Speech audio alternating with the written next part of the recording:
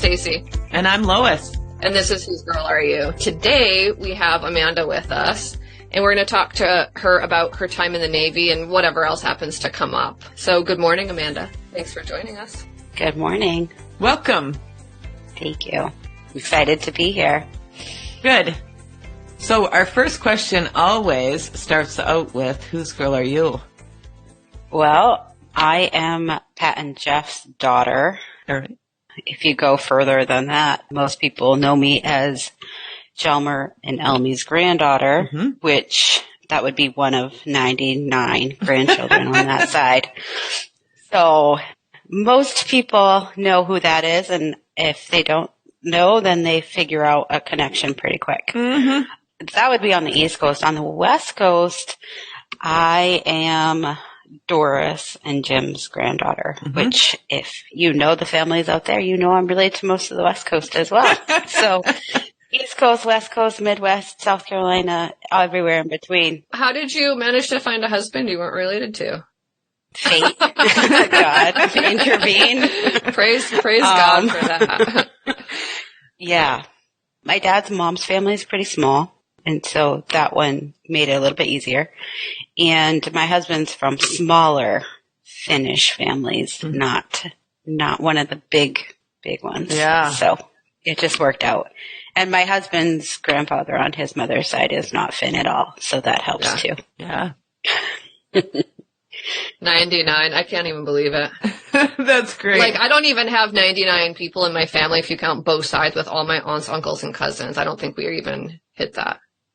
Me and my oldest, he's going to be 11 next week. We're counting up how many great aunts and uncles he has on both sides of the family, and the count was about 75 great aunts and uncles that my kids have. Oh, my word. Because my dad was from a family of 14. My mom's from a family of 10. My husband's dad was from a family of 12, and his mom's from a family of 10. So That's crazy. It's super cool. But yes. But so wild, crazy chaos, I'm sure. Oh, sure. I love it. Yeah. And then my mom and Lois's husband are cousins. Yeah. So that's, like I said, related to most of the West Coast. Yeah. So what I really want to know is when you enlisted, what branch you enlisted in, like that whole thing. Can you start back to, first off, actually go back a tiny bit farther. When did you start having an inclination that this is the path you were going to choose, and why? Well, I've always been a little bit more almost impulsive, not like 100% impulsive, but like I was 23. I was living at home. I had moved out for a while. Two of my friends had moved out from Washington, and they were living in a 1-bedroom apartment in New Ipswich, and they were having a little bit of trouble, like really making their bills ends meet. And I was like, I'll move in for a while just for the fun of it, because I had a decent job. And so I lived there for almost a year, and then one of them got married. One of them went to YWAM. So I moved back home. And then I was working, had gone to India for 3 weeks on a mission trip, had gone to Washington for 2 months to help one of my aunts with her kids, and wasn't really doing anything. And so I was like 23 living at home. And one night, it was late in the night, and I was sitting there and I was like, I need to do something. I can't be here anymore. I can't just sit in Ringe waiting for life to happen, because life doesn't happen in Ringe. You know, like it's too small. You honestly of a town. don't consider that a happening place? Because some people from the surrounding towns feel like that's where it's going on, you know? Oh, well, this was before we had marshals, you know, we're talking, you know, a while ago, over 20 years ago. No, almost 20 years ago. But anyways, so I was 23, and I was sitting in my room, and I said, what am I going to do? I want to do something. So I was like, what do I want to do? And I made a list of requirements. I wanted to travel. I wanted to get an education. I wanted to be part of something that was bigger than myself.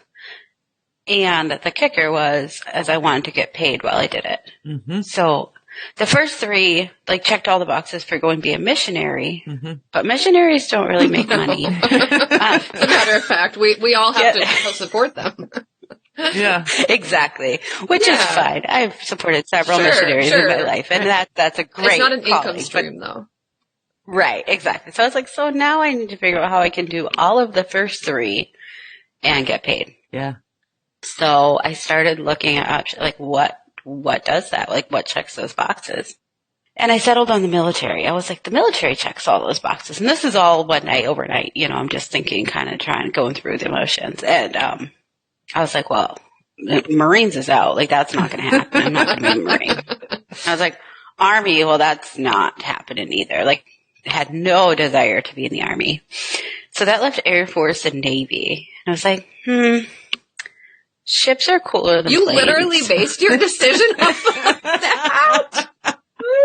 That is so I great. was like, all right, so the Navy. And then I started thinking about it. I was like, yeah, that sounds like it could be cool. So I went to sleep. The next morning, I walked downstairs and my mom's sitting in her chair. And I look at my mom and I was like, what would you say if I joined the Navy? And I'm 23, mind you. She looks at me, she goes, you are absolutely not allowed. And I was like, okay, I'm going to go talk to a recruiter. And my 17-year-old brother, Leighton at the time, pipes up from across the room and he says, I'm coming with you. Oh, no. He was a senior in high school. Oh, no. So even though I wasn't allowed, per se, per my mom, we went down and talked to a recruiter, and I ended up enlisting like a week later, signed the papers. So it really just kind of happened overnight. It wasn't like ooh, this is something I want to do and I've wanted to do forever. It was like, all right. I have to do something, and ships are cool, so. And they'll pay me. And they'll pay me to travel. So, I mean, it all makes sense, especially to a 23-year-old brain, right? Yeah. So you go for it. Exactly. I mean, it's better to do something than to do nothing, so. Right. And I was like, well, what's the worst that can happen? I mean, you could die in war, Amanda. Yeah, but at the same time, But like, you can die driving through wrench too, so you know. right. And like, you know, like death never really like seemed like this thing that happened to random people. Yeah. Right. Because death happened to my family when I was a kid. Like, so I grew up with the reality that you can die anywhere. You can die in the backyard. Yeah, true. So like going to join the Navy, like if that's my time to die, that's my time to die. Yeah, exactly. I don't know. So like to me, that part never really scared me. Yeah. The most interesting part is eventually I ended up going into the intel field and I was like in no danger of dying ever. Like I was never in any combat situation or any. Yeah. Can I share a perspective as a mom? Mm-hmm. Our son joined the Marines Mm-hmm. and was stationed in Afghanistan and was in combat situations. Mm-hmm. And I did a lot of praying and a lot of probably worrying, and, you know, it was stressful. It was very stressful. Mm-hmm. But that winter that he was in, the first time he was deployed, 2 kids in his high school died on Mount Hood. Mm. And I was like, well, he could die skiing on Mount Hood, or he could die in Afghanistan in the military. You know, God is taking care of him, and his days are going to be what his days are going to be. And Yeah. and it gave me a peace. Mm-hmm. Like, he's going to be okay. Mhm. Whichever way happens, he's going to be okay. And he came home and he was healthy and had all his limbs and everything, and it was amazing. And it was wonderful. Mm-hmm. But can you resonate at all with the mom's heart saying, Oh, yeah. absolutely not? Little bit? A little bit, but I was actually more positive about him going. Mm-hmm. He needed something really structured like that. And he had a passion and an energy that was just like, Needed to be So focused onto focused. something. well, he was focused. Yeah. And that's why I was like, this is going to give him like something to focus on. Yeah, exactly. No, I'm sure your mom wasn't like absolutely like I can picture her being more, that's your first gut reaction, but she wouldn't ever stand in your way of doing anything that you wanted to do in your life. So Oh, yeah. No, she eventually came around to it. Me and Leighton both enlisted, and we left 3 months apart. But she became the Navy mom. That's what she did. She, I'm sure she probably connected with you when your son went in, and that's what she did. She kind of connected, took that and connected with all the people that she knew in all the communities and gave her own encouragement of you'll get through this, and this is, how you can. Like, it's just a different form of letting go when your child joins the military. Yep. From the day you went to the recruiter's office to the day you left to go to boot camp, or is it boot camp for Navy too? Yeah. They don't call it something else special because it's like Navy. No. Everybody just calls it boot so camp. From when you enlist to when you go to boot camp, how long of a time span right there? I enlisted in May, and I didn't leave till September. So once I decided I was joining the Navy, then I had to decide what I wanted to do while I was in the Navy, because the Army and the Marines, you join and then you kind of say, I want to do this, and they'll slot you after boot camp. Whereas the Navy, you enlist to do a certain job. Like when you sign on the line, you sign to say, I am going to do X, Y, Z. And so I was like, what do I want to do? Now I'm going to join the Navy. Like, what do I want to do? And my dad was actually the one who was like, you could probably do something with languages while you're in the military. And I was like, So, I started looking it up, and I was like, oh, there is a rate. That's what your job's called. There is a rate called CTI, Cryptologic Technician Interpretive, where you are a linguist. That's what you do. So I walk into my recruiter's office.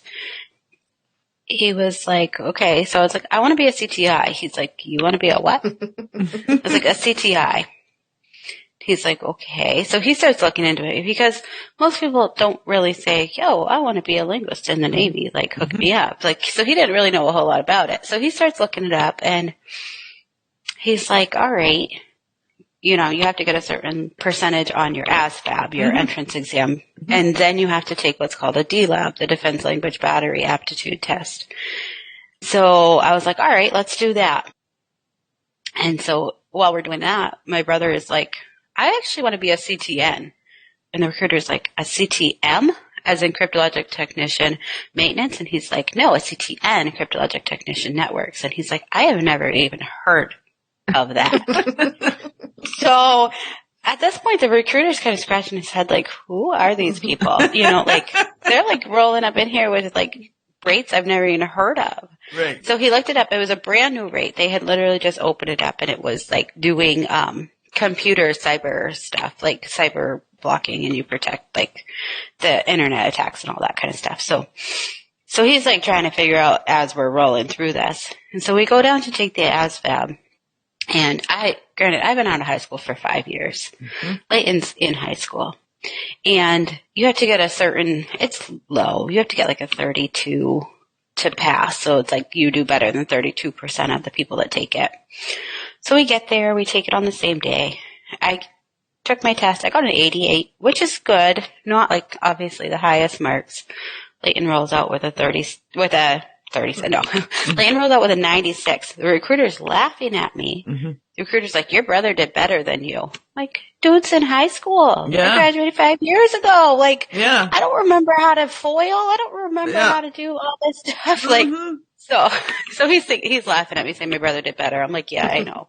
But anyways, it was high enough that I was able to then take the DLAB, because you have to get a certain percentage to even be able to take it. Yeah. So I took the DLAB, and it was not like any test I've ever taken in my life. And back up a little bit. Prior to taking the DLAB, I had to sign my paper under a different rate, because without having the DLAB, you weren't qualified to sign to be a linguist. And so I went through the options, and I had signed to be an air traffic controller, which was 5-year commitment. And so I was like, all right, that sounds like it could be cool. Be up on the little tower thing on the aircraft carriers and talking the planes onto the ship. That could be cool. So I took the DLAB, and it was no test I'd ever taken in my life. The test is literally gibberish. It's gibberish. And I say this because it's a language test made up on a made up language. So you have to take a test on a made-up language that nobody's ever seen before, that there's no way that you could possibly have ever been introduced to it because it was created for this test. Oh my God. And you're like trying to interpret what the test is asking you. Yeah. So there's like, you're like, how can you even like, Yeah. So I'm like thinking this, I'm like, there's no way that I passed that thing. Like that thing was pure gibberish. Mm-hmm. You have to pass the D-Lab with 100 to qualify to go to DLI, and it goes up to like 120 is the highest that you can get on it. So this is like a very slim amount of people that pass this test, and so I got a 109. Wow. Mm-hmm. But I remember sitting there for like 2 hours after the test in the testing center, and nobody told me if I passed or if I failed. So I'm just like sitting there. I'm like, I don't know. Maybe I'm going to be air traffic controller because I really don't know if I passed that thing. And my recruiter comes up and he's like, all right, are you ready to go? And I was like, well, he's like, nobody told you that you passed? And I was like, no. I was like, nobody said anything. He's like, oh, I'm sorry. I thought they told you. So, Yeah. and it was really just like a lot of preparing. So the recruiter goes through a lot of different like protocols. Like this is all the ranking systems. This is how you write. This is like, and just learning as much as you can before you go into boot camp. Mm-hmm. So I was like doing the testing, getting my rate qualifiers and all of that. And then, they did start some of my background check because to be a linguist, you have to have a full FBI background check because of the clearance levels that you need. Mm-hmm. So they started some of that, but it was mostly just learning, like learning how to write, which came in handy. I actually earned a rank because I could write well. So that actually Just like paid regular off. writing? Well, the military has their ways Like, of is it writing. like a shorthand so you don't, type of thing? No, it's just like literally how you print your Oh. words. Like you don't double cross any lines. Everything is in like uppercase block letters. That would be perfect for me. And That's it's how like, I write. Mm-hmm. Yeah, it's very neat, very like, and so he was like, you need to learn how to write like Yeah. this. Mm-hmm. Like, sure, I'll do that. I can write. I like to write. And so I joined in May, signed my official papers in June. I shipped out in September. So I had that whole summer to kind of like live my That's summer, great. do Especially my thing. in New Hampshire. You don't want to miss out on the short summers that we have after you just endured a long winter. I have one thing to say about Right. Leighton, though, because I just saw him last weekend. Mhm. And I think possibly one of the reasons he may have scored higher than you is he just might be a little smarter because he's graduating with his PhD in computer science. Well. So, I mean, I don't know. Well. I mean, your life's not over. You could also mean- earn a PhD in something, I suppose. I could. I would just like to state that I did get my bachelor's degree before him. You know, I did do that. I graduated from college before he did. So, yeah. No.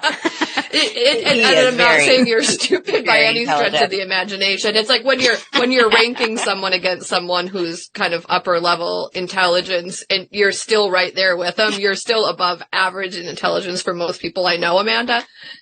I actually lived most of my life thinking that I wasn't above Really? average intelligence because of my oldest brother who, like in childhood, was extremely intelligent. Mm-hmm. I remember like him being in 5th grade and doing calculus with our aunt who was a senior in high school, like in 5th grade and like comprehending it. And like he had a college level reading in middle and grade school, like upper Okay. grade school into middle school. He's reading at a college level. So I grew up with this thinking my whole life, like, I'm not that Sure. smart. Like, I'm just like, and it took me until I was actually pretty old to realize that I actually was more above average than the average person. And it was funny because just the other day, I don't remember what me and my husband were talking about, but he was like looking at me and he's like, we were talking about being smart and like intelligence levels and something for some reason. I don't remember how the conversation went. And he looked at me, he's like,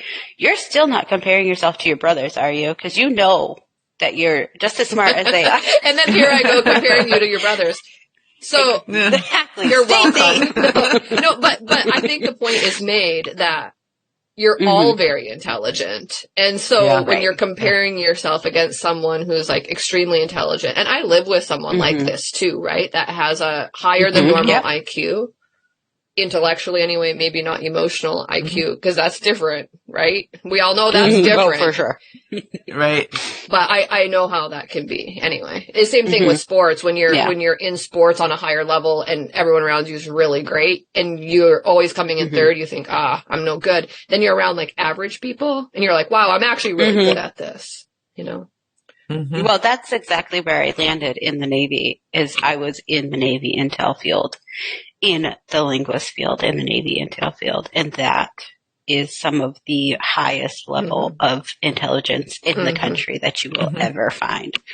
And I fell out average. And I had to remind myself, like, you are average among elite. Elite. Like, do you know what I'm saying? Like, these are like some of the smartest people I've ever encountered in my entire life. And I was like, really thankful that they were on our side. Right. Yeah. So I did go to boot camp 3 months before leaving. And where's boot camp for the Navy? Is it like? It's Great Lakes, Chicago. It's literally like right off. Is it cold up there? It's like right near the water in Chicago. So it's Great Lakes, Illinois. Chicago is on Lake Michigan, is it? Yeah. Bottom, south end of Lake So you guys Michigan. had ships in Lake Michigan? We actually didn't really go on ships like the Navy, like in boot camp. It was just a giant building facility. Oh, that's probably why. Okay, I'm just putting this together, right? So I've spent time in Chicago, obviously, because I'm from Upper Michigan, and I had a friend that moved down there from high school, so I'd go down and visit her and whatever, and we'd go to Navy Pier. Never. Yeah, I just thought that was the name of it. You know what I mean? Like, I didn't like Old Navy. Yeah, like I didn't think it really has something to do with the military or anything like that. It does. So I've been to Navy Pier. Just to shop and eat, though. You know? Right. Yeah, not to go be in the Navy. Did you ever see any, like, Navy people walking around in uniform? Not that I couldn't remember. Probably, though. So boot camp it's 8 weeks long.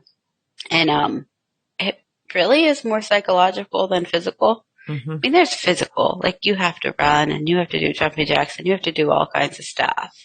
But it's not that physical that they're going to break you. The Marines, they try to break you. The Navy, they're not actually trying to break you. They're just trying to condition you to think and work and operate differently. Under pressure and like... yeah. But so they break you down and then build you back up in the way that they want you to be. But being 23 instead of like 17 or 18, I think I handled it a little bit better because I understood that this is a psychological game. It's not real. I think the Air Force is a lot more like that as well. Yeah, it's even shorter. Yeah, I have friends that have kids they were Air Force and they have kids in the Air Force and they were talking about that too. That like Army and Marines are definitely more physical and Air Force and Navy are more psychological. Although they both have both components. Right. I mean, they all have both components, I should say. Yeah. And I mean, by the end of boot camp, you have to be able to run 1.5 miles in a certain amount of time. You have to do a certain number of push-ups and a certain number of sit-ups. But it's not like that. Can you still do it? Unattainable. No. The last time I ran was in boot camp. Once you get out of boot camp, you are allowed to, instead of run, you are allowed to swim. Yeah. And you have to run 1.5 miles in a certain amount of time. And I could get like a satisfactory, I could pass, but it's like satisfactory and then it goes up to good and then excellent and then like outstanding is the levels. Yeah.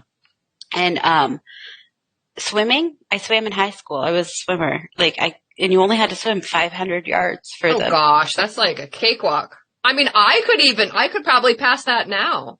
I should join the Navy. I used to get an excellent high without training. But if I ran, I would barely pass. So I never really ran it again. Once I got out of boot camp, I just swam. I wish I would have. I was like, this is way easier. No, that sounds great. I could do a 500 even now. I mean, I'd struggle right now to do a 500 without like gasping for breath a little bit, I'm sure, because I'm a little out of shape, but. Yeah. But if you were being tested and you knew that it was for. I could push myself and do 500. Exactly. Well, that's what I did. So. Nice. Yeah. But yeah, boot camp, like when I got there, it was funny because you had to write your name. Like, remember I said about the writing? So I got to boot camp and we had to write our names on like these folders and these files. So like everybody filled them out. It's called P days. It's like processing days. They can't actually do any like physical, any like real things until you end up getting through this, and they like process you medically. They process you admin, like, and they know that you're good. Some people just literally roll out of boot camp. Then they're like, yep, you don't pass. Like you can't do this. Yep. So during P days, our RDC, like the people in charge, you have 3 RDCs in charge of your division. The way that it works, so the military, the Navy is like 75% male and 25% female. So in boot camp, you have divisions of 88 people in this division. And the way that it works with male and female divisions is they do 2 divisions together. They call them brother divs. And they're half male and half female. And so you'd have 44 males and 44 females. And you and your brother div, they're called houses, but they're like the berthing. And there's 88 bunks, and it's just giant room just full of bunk beds. Like the worst place you could ever live is with 88 females. For 8 weeks in one giant room. That's literally the test to get through boot camp. Yes. If you survive that, you can survive literally anything. I've always been more of a tomboy, and I'm not like much into girl drama, so that was hard. But, so 44 from your division and 44 from your brother div are in this berthing. So there's 88, and then across the hall, directly across the hall is identical berthing. 44 males from your division and 44 males from your brother div. So everything you do outside of the berthing, like when you go to your trainings, your rifle calls, everything like that, you do with this male-female division. But housing situation, you're with your brother divs, males or females. It's just kind of how it works out. Right. So we are in this division, and they look through all of these folders that we wrote our names on, and they pulled out 3. And they were literally the 3 folders with the best handwriting. Wow. So like I said, the handwriting came in handy. And so they took us 3. I was one of them. And they needed a yeoman who does all of the admin, like paperwork for the division, a medical yeoman that handles all of the medical appointments and scheduling and all of that. They don't actually do anything with the medical records or anything like that. But like, there's tons of medical appointments that need to happen if somebody gets sick. And so the medical yeoman schedules all that. And then the dental yeoman, everybody goes through extensive dental in boot camp because some of them are coming in having never had dental work done their whole life, basically. Really? And so, you get a lot of dental work done. So I got slotted to be the medical yeoman because of my handwriting. They were like, your handwriting's good. You're going to be the medical yeoman. Well, our division, our house was the male house. The brother div's house was the female house. So our RDCs hung out in the male house. And so because I was medical yeoman, I actually spent a lot of time in the male house office, which was way better. It was way better over there. Like there was way less drama. Yeah. Oh, the drama was way less over there. So I spent a lot of my time in boot camp doing that, like scheduling appointments and doing that kind of stuff. And then I got this opportunity every day to go down to the medical office and pick up all of the appointments for the next day. And this was something I did on my own. Like I would literally leave. I would run. You had to run. If you were by yourself in boot camp, you had to run everywhere you went. You didn't get to walk. So I would run to the medical building, pick up the appointments, and run back. And so it was like this time when I actually got to be by myself, 100% alone in boot camp. I mean, Stacey knows me. I'm an extroverted extrovert, but eventually you need some time to not be with crazy people. So it was interesting. But like when I was thinking about boot camp and I was thinking about your podcast, Whose Girl Are You? It brought me back to a time when I was nobody. Oh. I spent my entire life from the time I was born. Everybody knew who I was.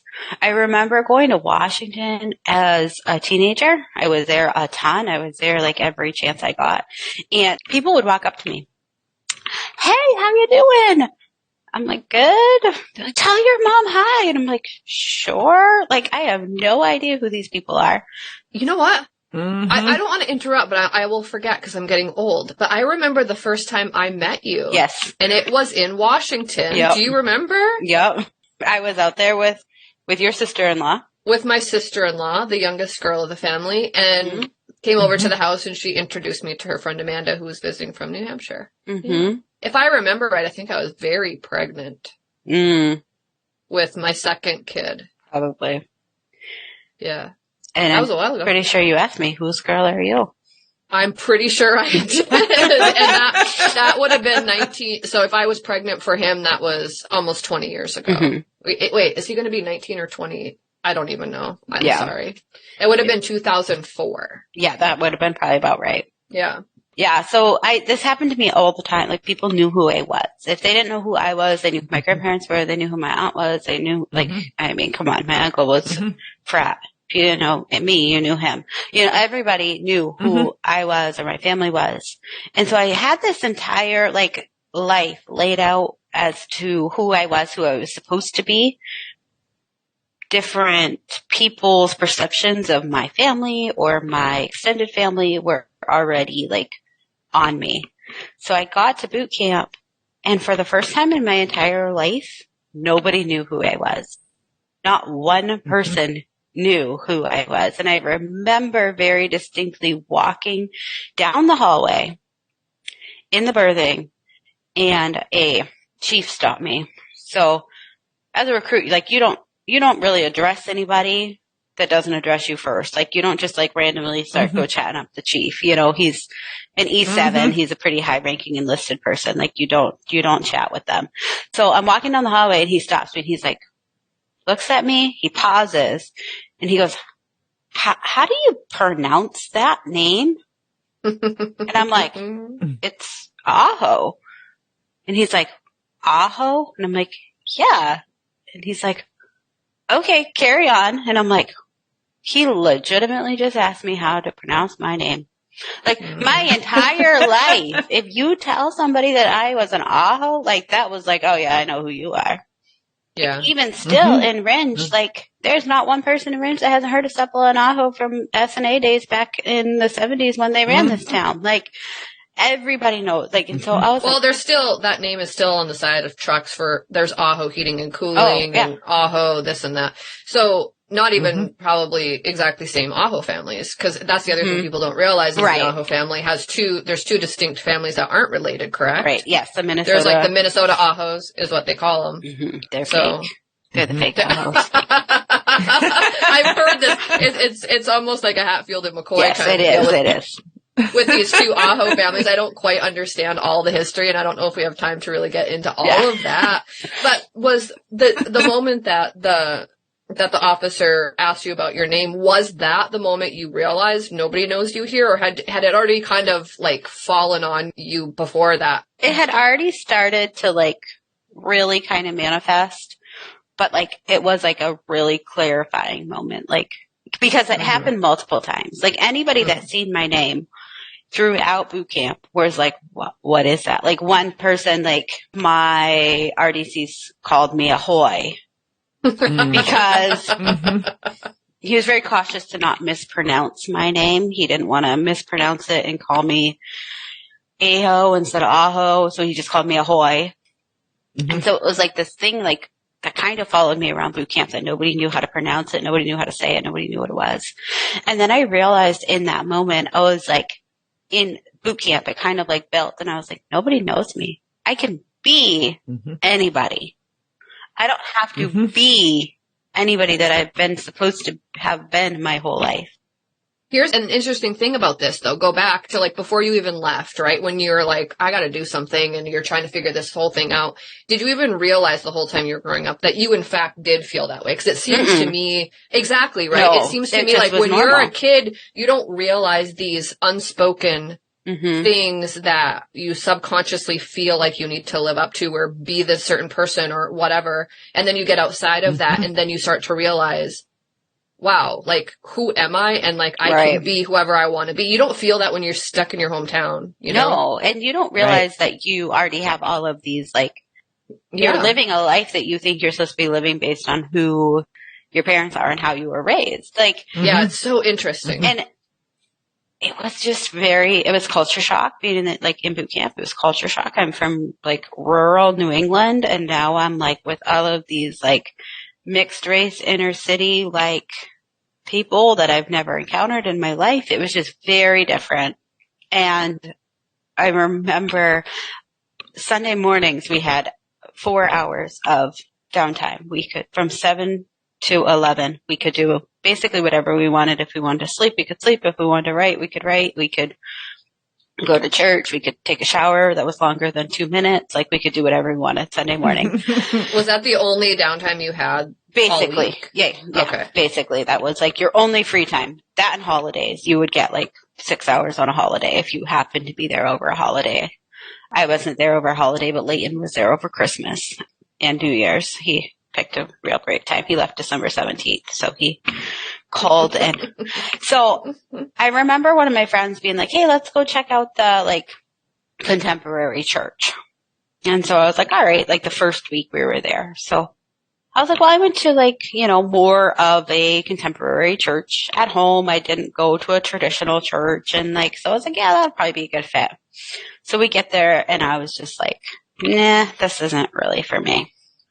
What was it like? It was just very like, not very deep. It was very surfacey. Okay.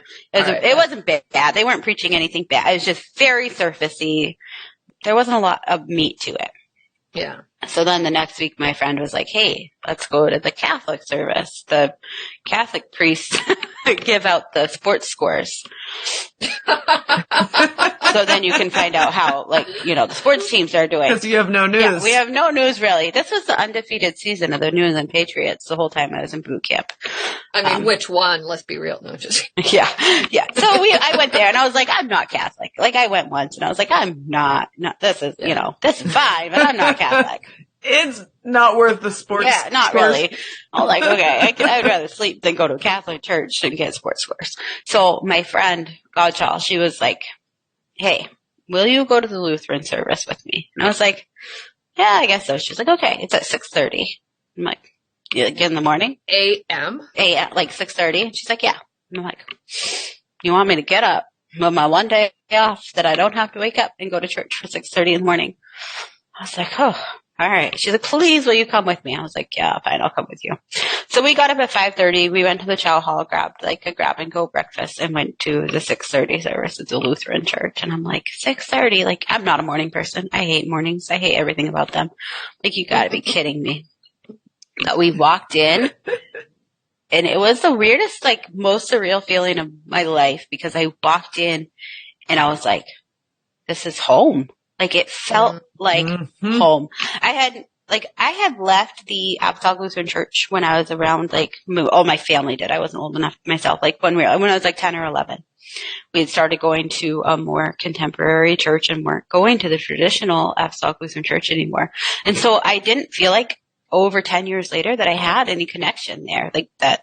Mm-hmm. But it like brought me right back to my roots, like my childhood. And it was like the hymns and it was like high Lutheran. It was like a stand up and sit down and recite back and all of that. But the things like you recited back were like the things from the catechism, like, cause it was Lutheran doctrine, Mm-hmm. And I was like, this is home. Like, this feels like home. And then the preacher was less formal. He was more of just like a more like casual preacher, but like really good messages, but not like so like formal. He didn't do like only King James and like all that kind of stuff. Like, right.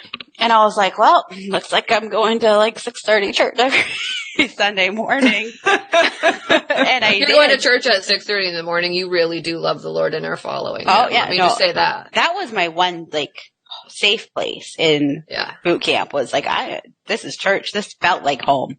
Walking in there and hearing it. And actually when my mom and dad came out for my graduation, they went to church with me at 6:30 in the morning and came to the church service. Yeah. But oh, I love it. Throughout the process of like people asking me who I was, like going to that church, doing all of these things, I realized I came out of boot camp more me than I went into boot camp. Like, I didn't change anything. I didn't decide to be anybody different. I could have decided to be anybody I wanted and nobody would even question me. Like, nobody would be like, that's not who you are. Like, that's not how you grew up. That's not how your parents raised you. Like, nobody would have questioned anything because they didn't know me. But I really didn't change anything. But I did come out saying, like, this is who I am because I choose to have myself be this, not because I have to be this certain way. It's funny that it doesn't seem like a huge shift, but it's a huge shift. Mm-hmm. Like it's an internal shift that happens, I think, in so many ways as we grow and mature, right? Mm-hmm. For sure. You know, there's such a difference between someone forcing you or feeling like you're being forced into something versus choosing it. Right. Big difference. Absolutely. I mean, even when you talk about faith, right? If you're forced to go to church as a kid, because your parents have faith, right? Mm-hmm. Like they're dragging you along and you're being forced to. It's totally different than when you finally come to that place of surrender where you now have chosen to follow Christ. Mm-hmm. And now going to church is completely different than what it was. Now you're still doing the same thing you've always done.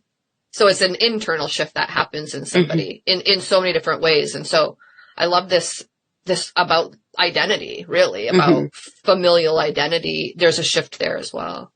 Yeah, because then I ended up going out to California where I went to language school after boot camp, and that's when I actually started like really dating and became serious with my husband. I had known him since high school. At that point, I had known him for 10 years.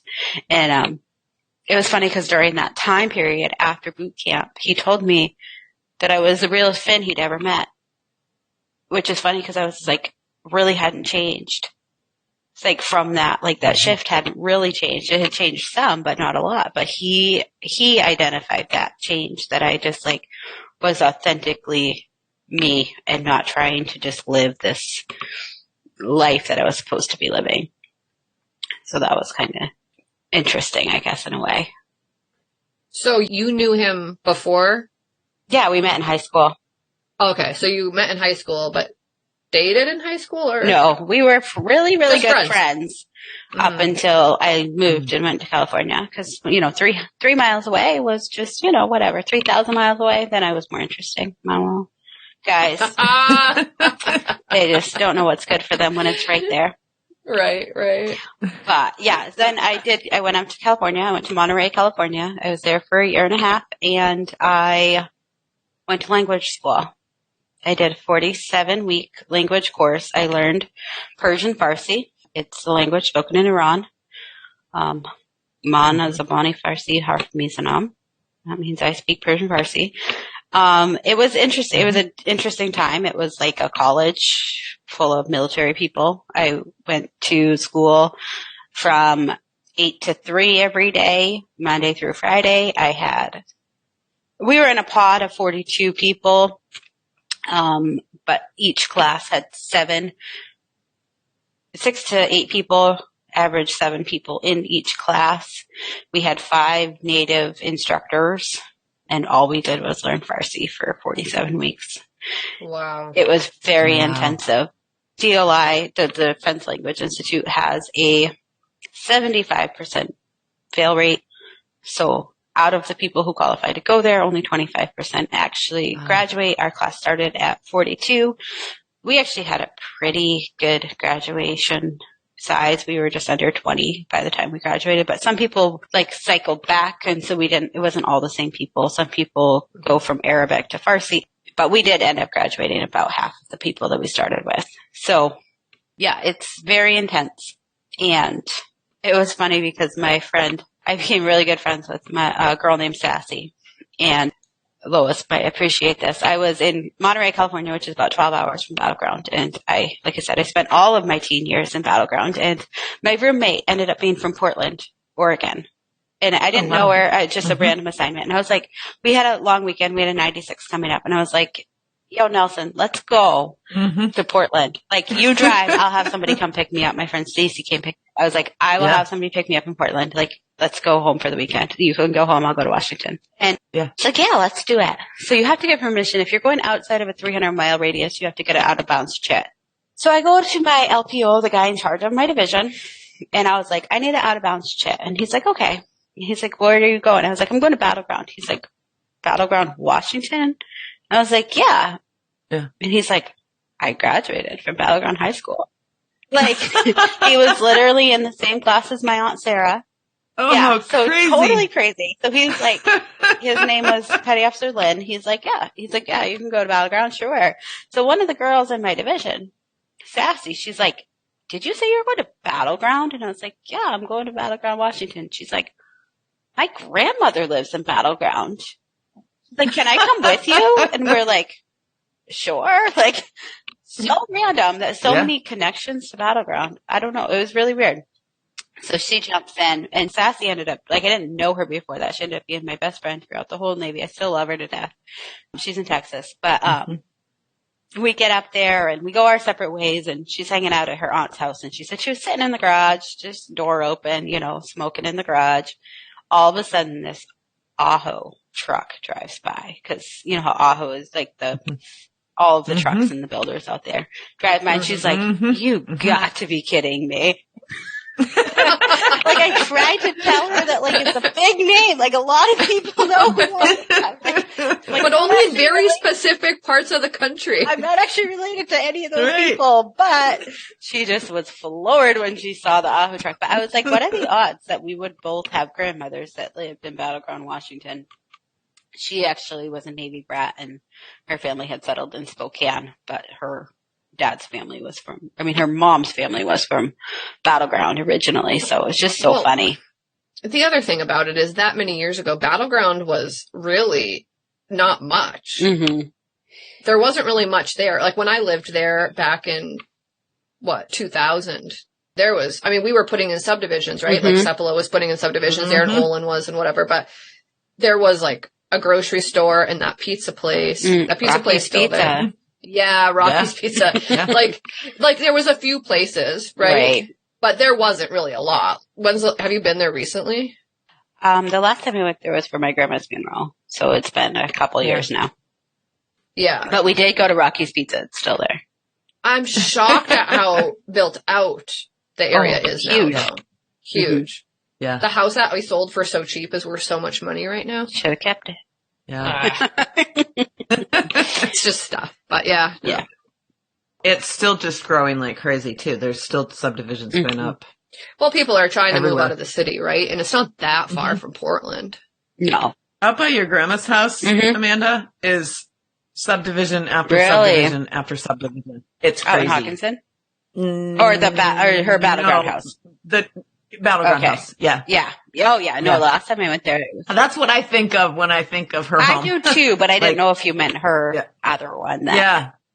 So my point in saying that even is that if someone's like in Battleground now and they're like, well, it's pretty decent. Back then there wasn't. So to have that many connections, it was funny. In that sort, it's definitely like strange, right? It was. I just was not expecting it. I wasn't expecting them to be like, "What? You're going to Battleground? That's cool." I'm like, "How have you ever even heard of it?" Like, I mean, I'm also from New Hampshire, and like, just the connections were really interesting. So, yeah. New Hampshire is a great one because did you ever get this? Like being from New Hampshire, you have people say, "I've never met anyone from New Hampshire."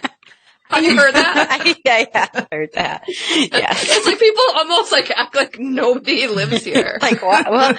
Well, Leighton has his friend up from Philadelphia, and we were talking about she grew up in Philadelphia.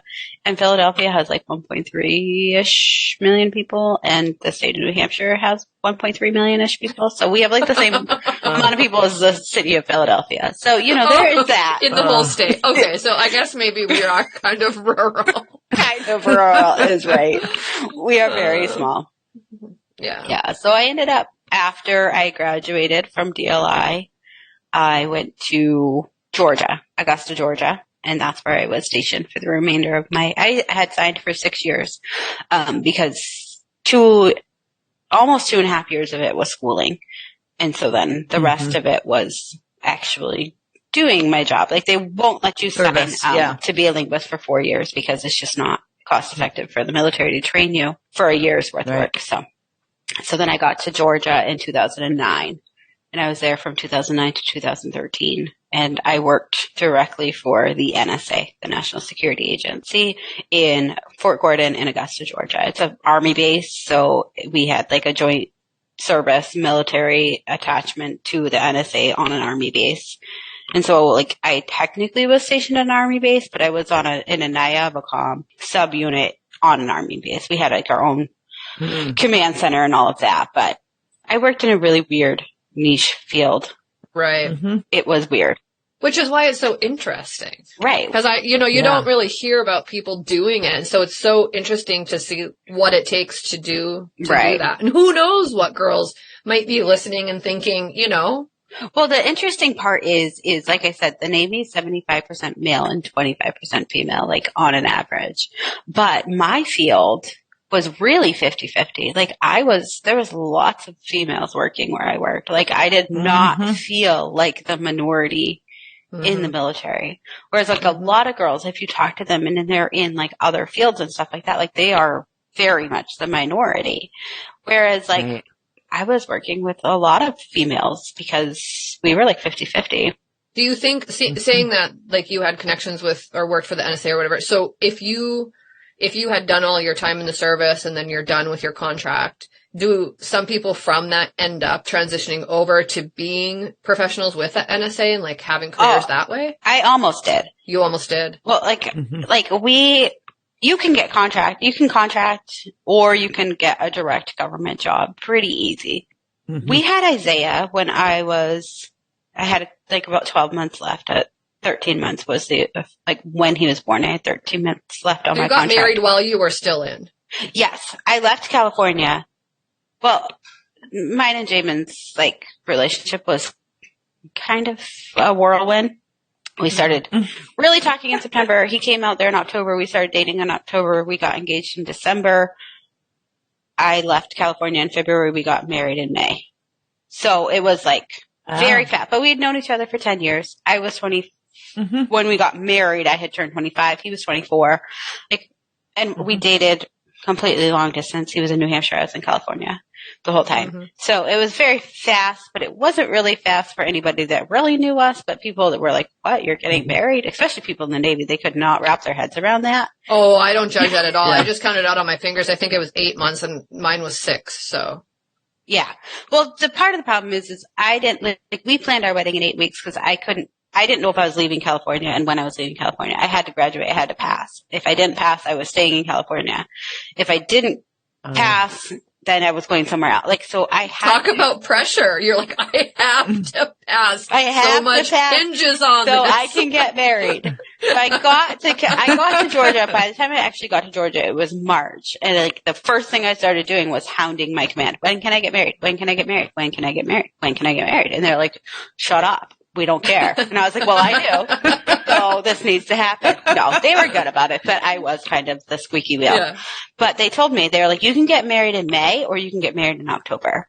Those are your choices because you're starting class in June and you cannot leave once you start class. So June to October, you are not allowed to leave at all. You can't, any and all leave will be denied. So you can get married in May or you can get married in October.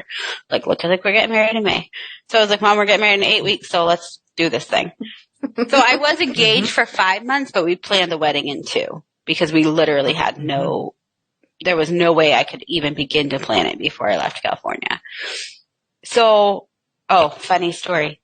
Then we ended up with more purlings, which is a Persian linguist. We ended up with more purlings than they were expecting. And so they're like, we're actually going to start this was in March. And then they told me that started planning my wedding. They were like, we're actually going to start a class in April. So you're going to start class in April. And I was like, oh no, you're not. Oh, no. And so I went to my chief and I was like, you can't do this to me.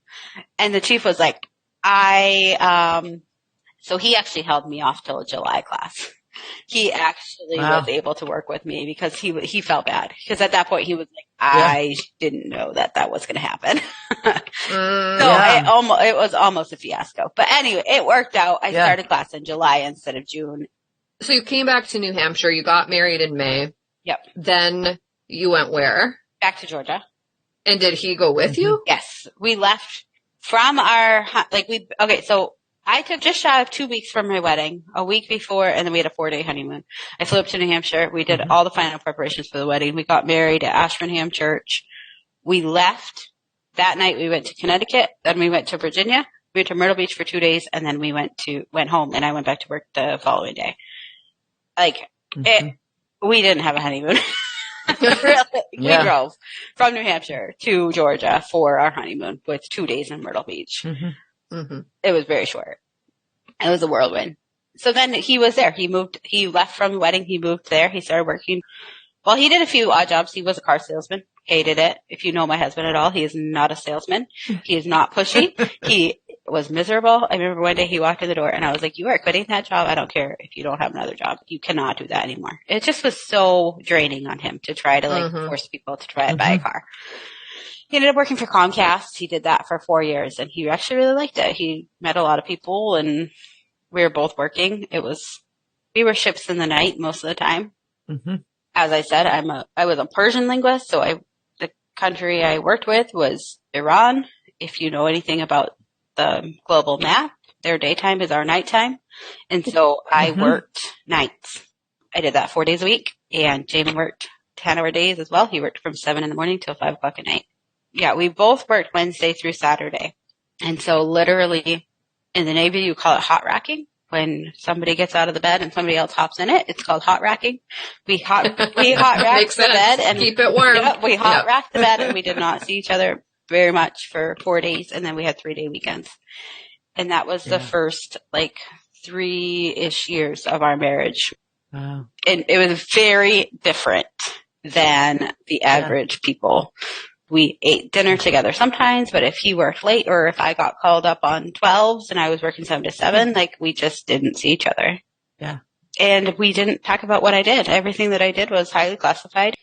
I had a lot of higher level clearances and I literally was not allowed to tell him what I did. How was that for you? I talked about like the people that I worked with. So I would be like, so, Stacey said this today and it was kind of funny, rather than saying I worked on this today, like I talked about the people that I worked with. I didn't really talk about what I did and he didn't ask. And it worked. It was just, I had people. Was it easy for you to compartmentalize that? It wasn't bad. Yeah. I mean, you literally walk into a building, you have no cell phone, you have nothing. Like you leave your cell phone in the car. Like Jamin had no way of actually getting a hold of me or even like interrupt. Like it was like 2 separate lives, like in the building and out of the building. What was your clearance level? TSSCI Gamma. You know what that means, right? Yeah, totally. I know no, you did. Not at all. That wasn't even English. It's gibberish. She's giving us part of that test she had to take. Well, it's the highest level of like TS stands for top secret. It's like TSSCI is the highest level of clearance. And then there's other clearances like more specific that attach to it. Like I had a Gamma clearance because that applied to certain things that I was working on.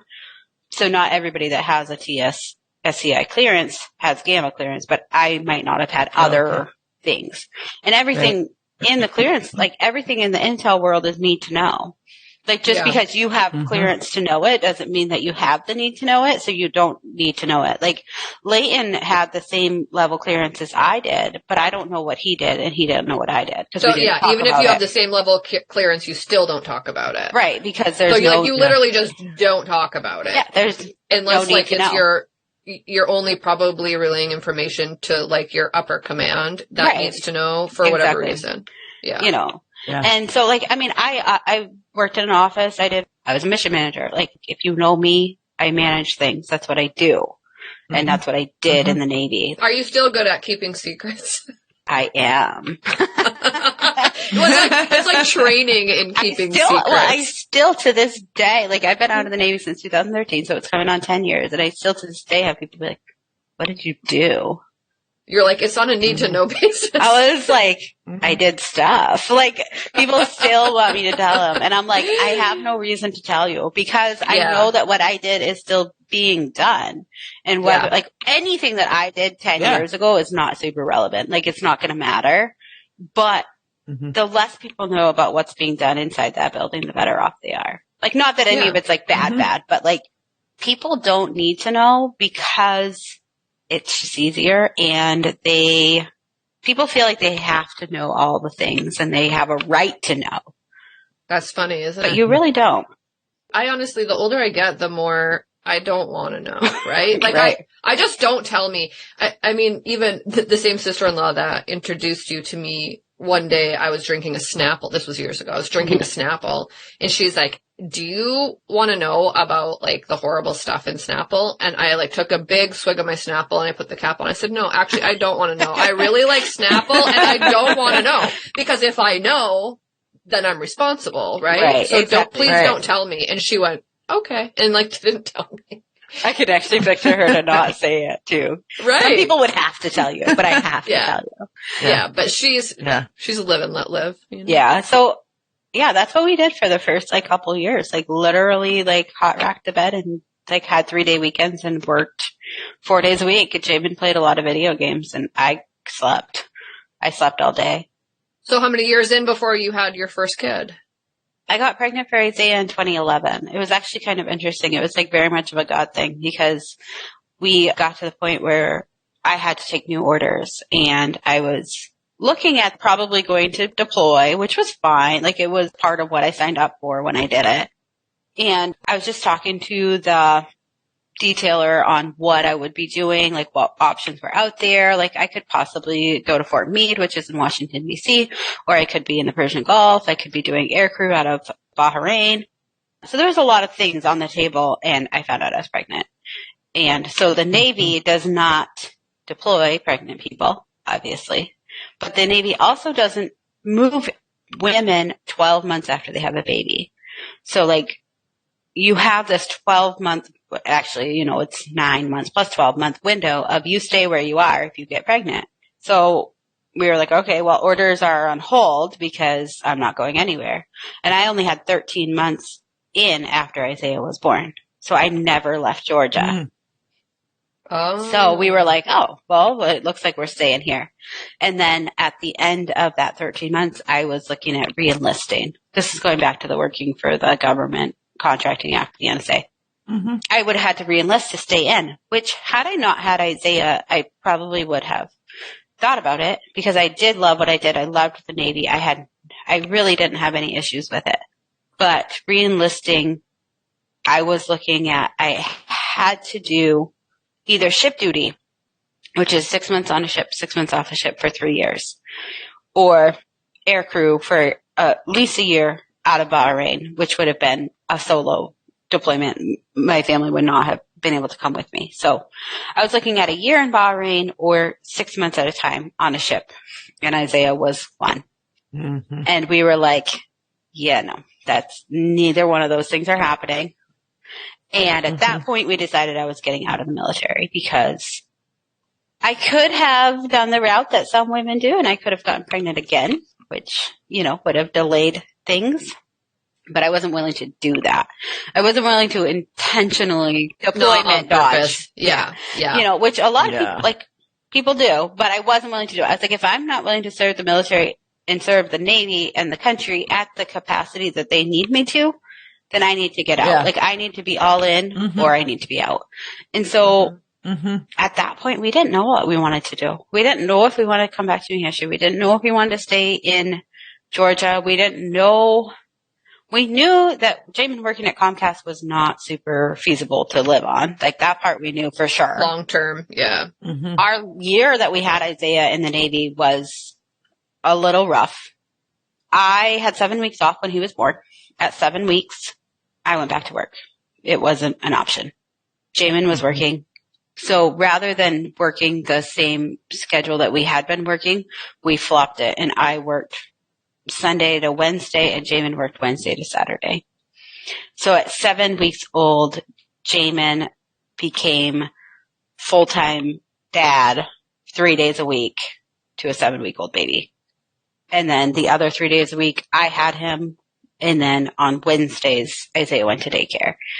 And Jamin stepped up like a champion. He did diapers, he did bottles, he did all of it. And he took care of Isaiah for a year, 3 days a week by himself while I was at work. And both of us hated the day he was at daycare. That day was awful. But we made it work. But we literally did not have a day off together for an entire year. We had, nights together, but I ended up working days most of the time. About 6 weeks before I got out, I was out processing. They knew I was getting out. They switched me to full-time days, which was Monday through Friday, which I hadn't ever done. I was always a shift worker. And that meant Isaiah was going to have to be in daycare 3 days a week. And it just didn't make sense. Jamin wasn't making enough money to pay for daycare for him to be there. So Jamin ended up quitting his job 6 weeks before I got out, and he stayed home with Isaiah for 6 weeks. He was stay-at-home dad. And at that point, I was applying to jobs. I was doing, different things like that. And we were trying to see what we were supposed to be doing. And finally, we were like, all right, we need a clear answer.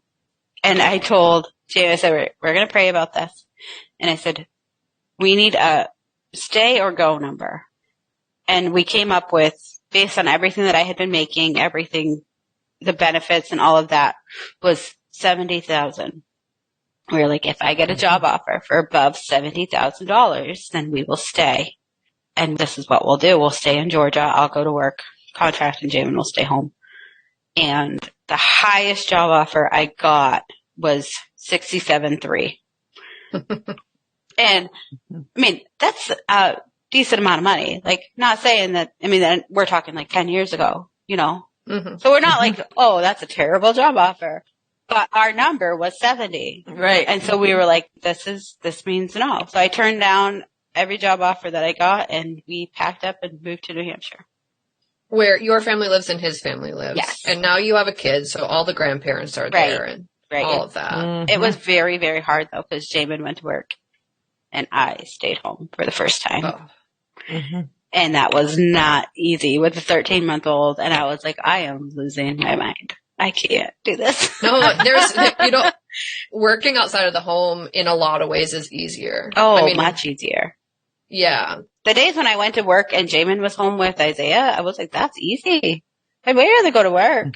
Mm-hmm. I'll take care of my military babies over a real baby. No, and Isaiah was not an easy baby either. He was not. He had acid reflux. He had sleeping issues. He best kid in the world now, but he was a hard baby. And so it was adjustment.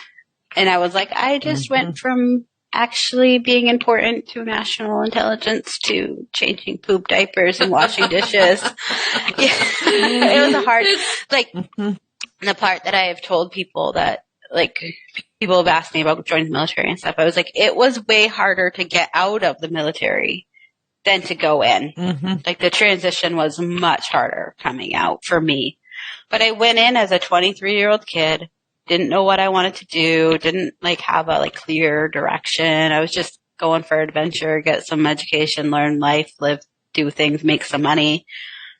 And I came out and I had a husband, I had a kid, I had a mortgage. There was a lot more at stake in my life coming out of the military than going in. Yeah. And it was only a 6-year period that everything changed. Yeah. So I tell people don't talk to me about joining the military if you want them to not. Because you would recommend it. You recommend. You're like, Yeah. I love the Navy. It was a great experience. It was a great experience for me. And I know a lot of people don't have that. They don't have a great experience. But for me, it really was exactly what I needed. And exactly where I was meant to be. It happened literally, like I said, overnight. It was hi, I have this idea. I'm going to run with it. Mm-hmm. But I think it was a God-planted idea because it was where I needed to go and where I needed to be. And it was funny because I joined in 2007. Everything crashed 2008, 2009. And Jamin moved to New Hampshire, moved from New Hampshire to Georgia, and we never felt the effects of it at all. That's why I ended up in New Hampshire. Yeah. Yeah. Was because of that. Right. That housing collapse. Yeah. That's what forced us here. I had friends that moved to Buffalo for 9 months and lived in extended stay hotels, working out in Buffalo because there was no work. It would have been really hard had we got married in New Hampshire and been living here, and he was still trying to make it work in construction. Yeah. But then we came back in 2013 and we prayed, we said, God, if we are supposed to go to New Hampshire, make the work be there. Just for sure. And Jamin's dad has never, ever been busier than he has been in the last 10 years. They've had the best 10 years of his entire thing. So it's we were supposed to come home. We know that. We were supposed to come home. Yeah. Yeah. Do you keep in touch with anyone that you were serving with? Mostly just Sassy. She's my girl. She always will be. We were best friends through DLI and into Georgia. We were both Pearling, so we were stationed together in Georgia, and we did everything together. We did life together especially in Monterey. we would not have gotten through school without each other. And so she's mostly the one that I stay the most in contact with. Everybody else is just kind of like Facebook friends. Like I see their life and I interact with them, but I don't like talk to them like day to day. Like I don't talk to Sassy every day, but like she called to pray for me because this is going on and, that type of stuff. But, well, do you think that's the difference though, is you're like soul sisters because like you both have served the same God and have that connection? Yeah. Well, maybe the others didn't with you. That is one thing, but I think the interesting part is when I met her, she was raised a Christian. She kind of believed in God. But it's literally been since we've gotten out of the Navy that she's actually really started to lean into God. And it's funny because it was always kind of there, but it wasn't the thing that really bonded us because she wasn't that strong in her faith through those years. But I wonder if that's what like she was probably attracted to you because of it though. Could be. Yeah. And we just, she married a good, solid Christian guy now and has a baby, and it's like so fun to just see. She's younger than me. I think she's 4 years younger than me, so she was a little bit further back in her life when she started. So it's been good. Like, I don't talk to a lot of them. Like I said, I mean, it's interesting because being a female veteran is always just a little bit different. Like I drive around with veteran plates on my van, and so many people, tell your husband thanks for his service. And I'm like, I would, but he didn't serve. Like they just assume that it was like my husband that was in the military, or they assume that we met in the military, like he was serving and I was serving. Oh, did you meet in the Navy? I'm like, no. Like, you know, and it's just so different. I think most of my friends thought I was crazy when I joined and stuff, but it was a good experience for me. And it checked all the boxes, except for I didn't travel very much. I never left the United States. I went to Chicago, California, which was not as nice as Monterey is not nice. Okay. It's between 55 and 75 degrees year round. There's a lot of fog. Yeah. It's average temperature is about 62 degrees year round. What? Yes. I on my phone, I was ranting about Monterey a couple months ago, and I put Monterey weather on my phone just because I was like, is it really as bad as I thought it was? And the temperature in Monterey today is 60 degrees of a high and 54 of a low. The highest temperature for the 7-day forecast is 63 degrees is the highest temperature in Monterey this week. And it is July. That's what I was just going to say. It's July. What in the world? I was going to sunny, wonderful California. No, I went to cold Monterey. Oh, cold Monterey. Cold Monterey. I left there with jeans and sweatshirts. Yeah. I mean, it was hot in Georgia. It's probably 108 in Georgia right now. But, Monterey was not. So I didn't really get to travel, but I could have. I chose not to. Yeah. I chose not to go to Bahrain and the Middle East. Right. All those places. So that's been so interesting. I just want to thank you for sharing all of that insight with us on what it's like to be a woman in the Navy. Mm-hmm. Yeah. It's such a different path to take, but it sounds like it's a really cool one too. Really interesting. Yeah. But like I said, I was in the Navy intel field. I was not on the ground. I was not ever in any danger of being shot at. Right. So it's like, obviously when I joined the Navy, there was that risk. But that risk for me ended up being minimal. But it was something that I was willing to say, like, I will lay my life on the line if I have to. Like, that's part of it. For sure. So is there any final things, like, you would want to say about it, about why to go in, why not to go in, anything that you didn't touch on that you're like, oh yeah, one more thing about that? Well, I would say don't join the military if you think that you're going to control your own life. Like, very good advice. If you think that you are still going to retain any semblance of your own decision making, then don't join the military because they tell you where to eat, where to sleep, where to talk, what to wear, when, who, what, when, where, why, how. I mean, you do get some more leeway as you get. You get those 4 hours on Sunday. Yeah. Yeah. And those still have They restrictions. do. But like, I remember being in the Navy, like they would call me. It'd be my day off. It'd be 2 a.m. They'd call me. You need to come in. And there was no like, well, I don't really feel like you go in. Like they control your life. Mm-hmm. And you need to be willing to just live with that. So if you are the type of person that's like, nobody's going to tell me what to do. Yes, they are. Right. Yes, they are. Because you are not ever going to walk up into the military and be the person telling somebody what to do. Like you have to earn that. Yeah.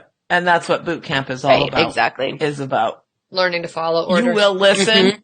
You will listen. You will listen. Always you will listen. Right. And there's a reason for it. I mean, it's life or death.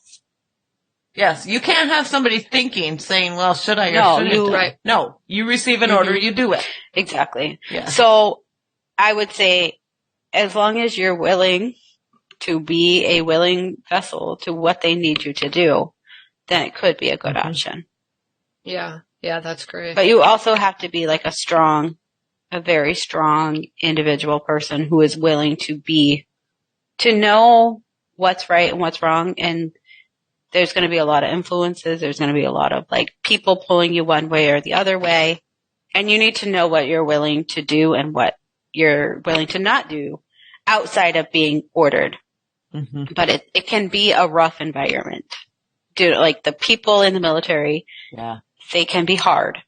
And if you are the type that it's just like, well, I guess if everybody's doing that, I'm going to go do that too. Like that's probably not the right place for you.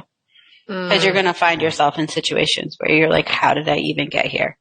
Mm-hmm. Whereas like for me, it was like, I'm not doing that whether you want me to do it or not. Mm-hmm. Mm-hmm. For me, like I don't drink. They're like, how are you in the Navy if you don't drink? I'm like, well, I don't drink. So there's nothing you can do that's going to convince me that I should because I don't. Mm-hmm. Whereas if somebody that was like, well, I don't really like to drink, but if you really want me to, maybe I will. Like, you're going to find yourself in some pretty bad situations.